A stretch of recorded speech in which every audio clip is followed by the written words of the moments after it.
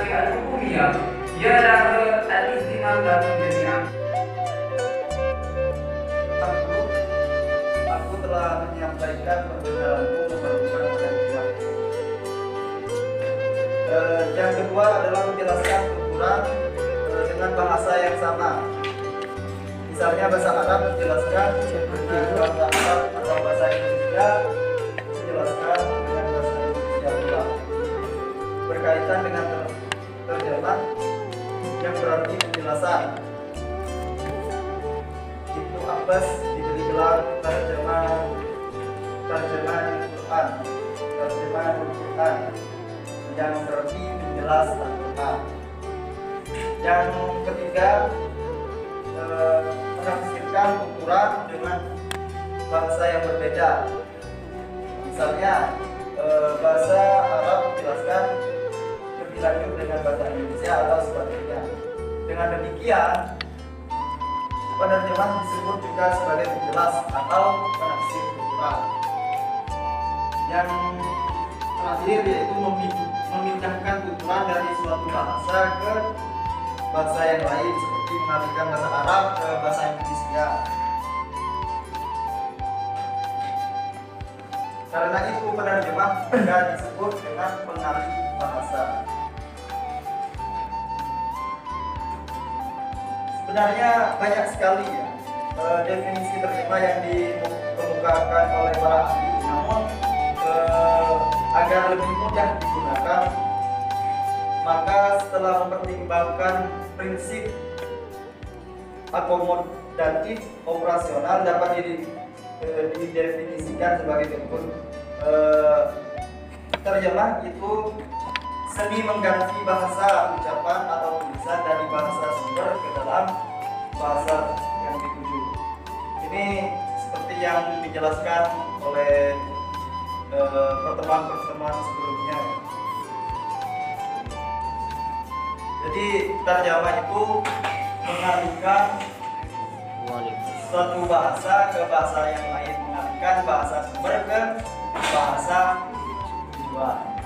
Nah, untuk ruang lingkup, karena ini penjelasannya lebih luas lagi, ruang lingkup akan dijelaskan oleh koordinator yang kedua. Dan sebelumnya kami akan kepada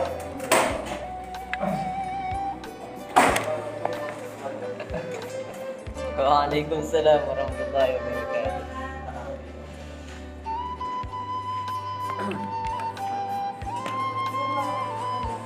Waalaikumsalam warahmatullahi wabarakatuh.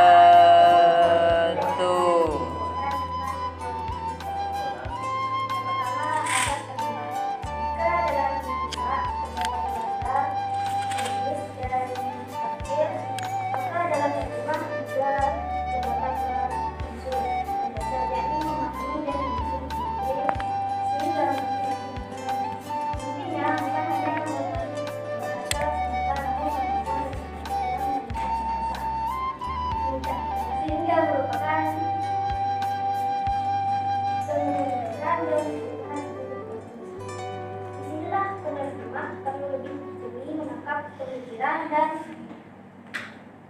maksud-maksud dari penulis dibandingkan dengan pengarang, maka proses penerjemahan sebenarnya lebih sulit dan membutuhkan usaha lebih tinggi dari hal itu dikarenakan penerjemah terbatas pada upaya seperti bebas rumah menulis dan memperhatikan tidaknya dalam tulisan kata berdasarkan pada kondisi di atas, maka penerjemahan selalu dapat diusahakan. Terlebih lebih jika penerjemah kurang memahami aturan dan tidak membekali diri dengan pengetahuan serta tidak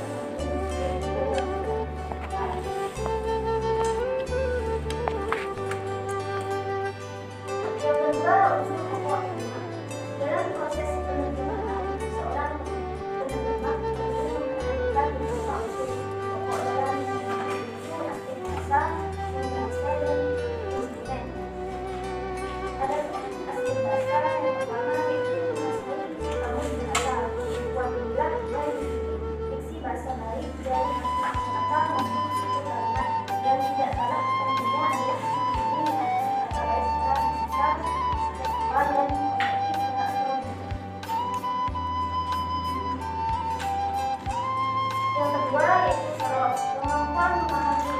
dan kebutuhan asli serta memahami fungsi kelembagaan hidup baik itu tertib, menerima akibat maupun saling pembalasan.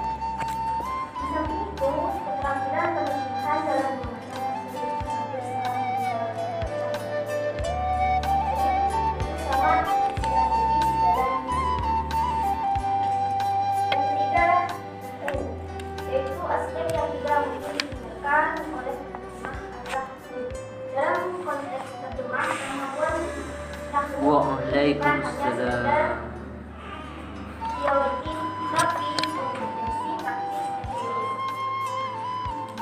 Penerjemah harus mampu membedakan perbedaan strok dalam konflik aturan, apakah itu fa'il, maf'ul, ma'lul, maf'ul, mudhaf, atau itu kalimat ta'awun atau istifham dan seterusnya. Yang keempat, yaitu belau. Dalam terjemah, belau merupakan aspek kecil yang bisa dikembangkan karena merupakan alat untuk pengendalian bahasa dengan intensitas yang tinggi agar penerjemah mampu membedakan arti yang tersirat daripada dan mampu membedakan antara penampilan logis, silogis maupun non-silogis karena tidak selalu yang logis merupakan arti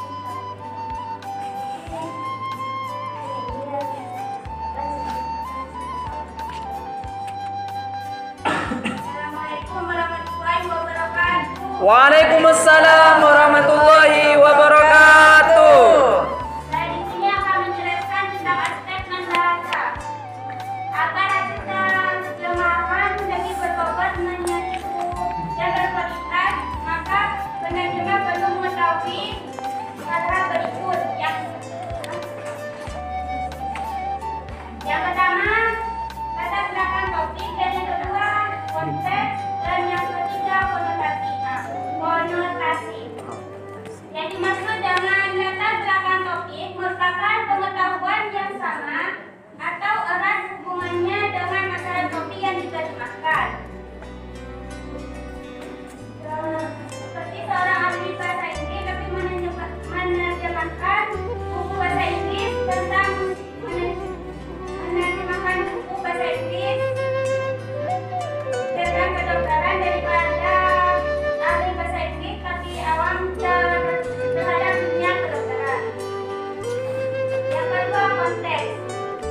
Konteks merupakan bagian dari suatu uraian kalimat yang dapat menambah kejelasan makna kata dalam satu konteks. Dalam satu teks.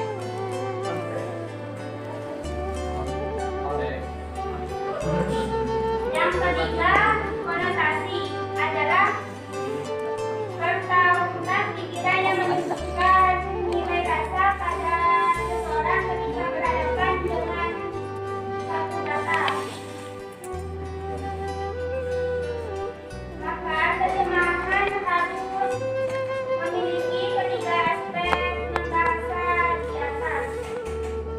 Di samping itu, terjemahan harus memiliki faktor penunjang lainnya, misalnya dia harus konkret, tegas, jelas, dan populer.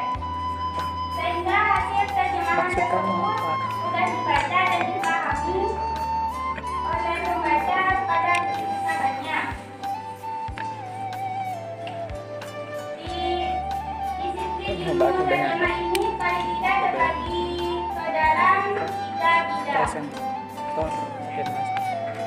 Yang pertama, teori terjemah, yang kedua, kritik atau evaluasi terjemah, dan yang ketiga, pengajaran menerjemah. Coba. Tugas teori terjemah ialah yang pertama, mengidentifikasi dan mendefinisikan masalah penerjemah. Yang kedua, menunjukkan faktor yang perlu dipertimbangkan dalam pemecahan masalah tersebut. Yang ketiga, menarasikan prosedur penerjemahan yang dapat diterapkan. Yang keempat, merekomendasikan prosedur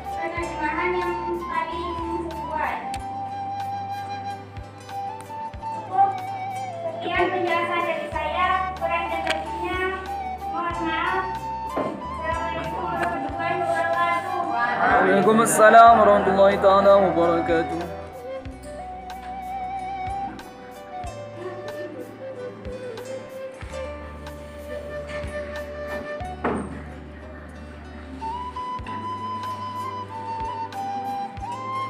Assalamualaikum warahmatullahi wabarakatuh. Waalaikumsalam warahmatullahi taala wabarakatuh.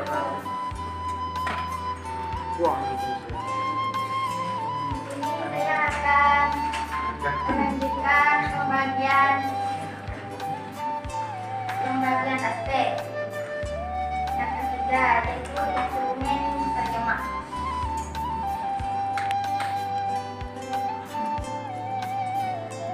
Instrumen terjemah merupakan hal mendasar agar penerjemahan dapat dilakukan dengan cermat dan tepat akurat. Maka dibutuhkan penguasaan pengaturan baik dari aspek bahasa maupun non-bahasa. Di antaranya menguasai dua bahasa. Diperlukan bagi penerjemah penguasa bahasa targetnya lebih banyak daripada penguasanya terhadap bahasa lainnya. Contohnya, jika akan menerjemahkan naskah dari bahasa Arab ke Indonesia, maka penguasaan terhadap bahasa Indonesia harus lebih luas dan benar. Dua, menguasai karakteristik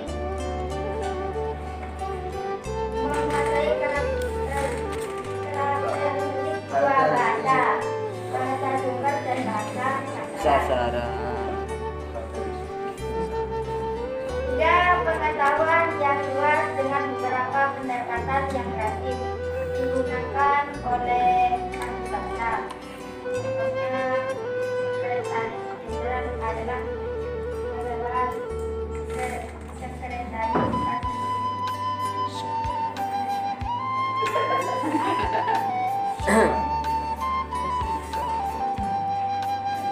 Lanjut.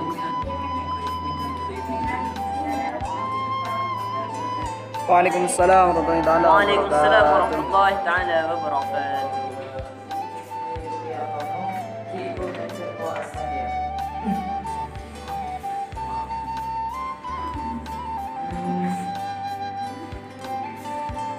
أنا نفسي أريد السؤال إلى الأكاديمية الأول. نتكلم بالإنجليزي.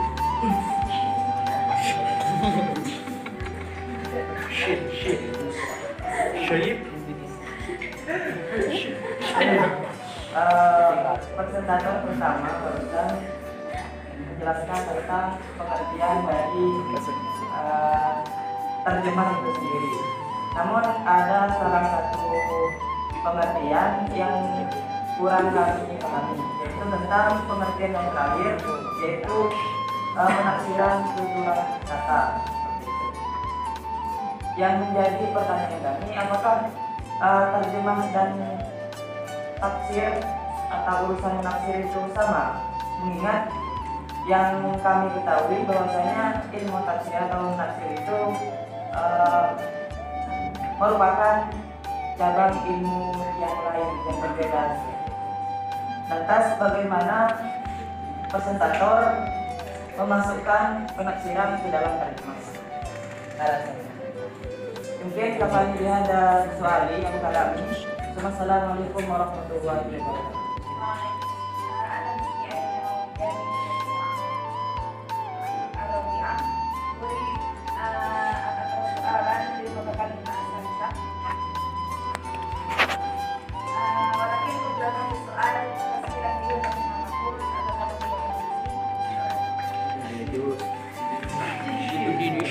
Bil Indonesia. Jadi tadi teman dari sudah menjelaskan mengenai kasus penjelasan, di mana penjelasannya menyinggung masalah bagaimana harusnya terjemah itu, yaitu harus jelas, jelas, tegas dan juga populer. Jika berbicara jelas, mungkin kita langsung bisa memahami bahwa setiap terjemah yang dilakukan itu harus dimengerti dengan jelas oleh pendengar. Untuk populer juga begitu, dalam artian bahwa kalimat-kalimat yang digunakan terjemah harus masyhur, dalam artian memang sudah biasa digunakan. Kemudian yang akan saya tanyakan di sini mengenai kata tegas. Apa kemudian maksud dari terjemah itu harus tegas? Waalaikumsalam warahmatullahi wabarakatuh.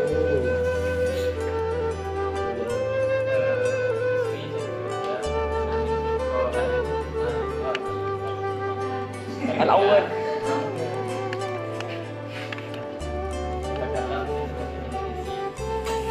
Ini saya mendengar dari penjelasan Mas Edi bahwasanya dalam ruang terjemah itu ada beberapa aspek, yaitu untuk kontrol dan juga disiplin dari rumah seperti itu.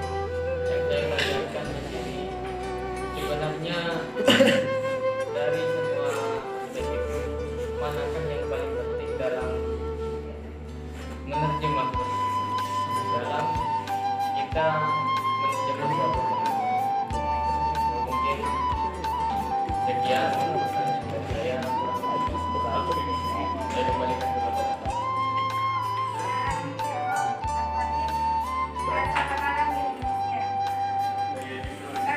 Pertanyaan yang pertama terdapat pada aspek membahasa. Aspek membahasa itu ada 3 poin. Nah, di poin 3 itu ada pernyataan al-zawq al-lughawi atau rasa bahasa. Yang dimaksud rasa bahasa itu bagaimana? Itu yang pertama. Yang kedua, Satu pertanyaan. Aku temu Pada poin C ini ya, menafsirkan tuturan dengan bahasa yang berbeda. Pemahaman saya di sini itu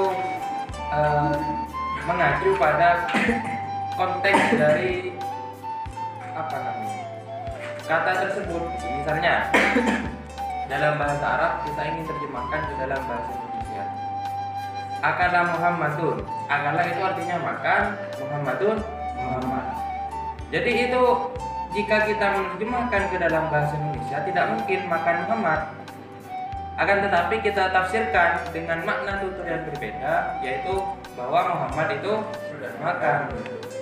Artinya dalam proses penerjemahan itu tidak hanya mengalihkan antara bahasa sasaran terhadap bahasa asal terhadap bahasa sasaran, akan tetapi yang harus yang harus dilakukan oleh seorang penerjemah adalah dengan memahami secara total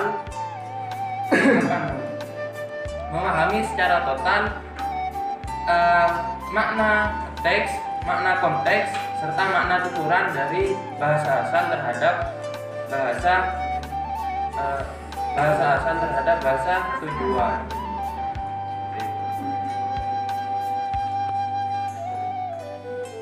Untuk pertanyaan yang ketiga dari kelompok 1, saudara Syaijan, sebenarnya dari semua aspek itu mana yang paling penting? Tadi kan telah disebutkan aspek-aspek yang terdapat dalam terjemahan. Dari aspek-aspek itu mana aspek yang paling penting? Itu yang jadi pertanyaan. Kemudian kelompok ketiga dari saudari Wardah, jadi sempat dijelaskan tentang aspek membahas oleh ketiga yang membahas tentang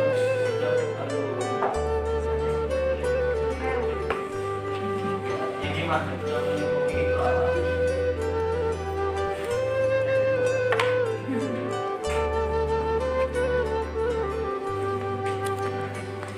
Baik, langsung kami jawab pertanyaan yang pertama. Penafsiran, apakah penafsiran dan terjemah?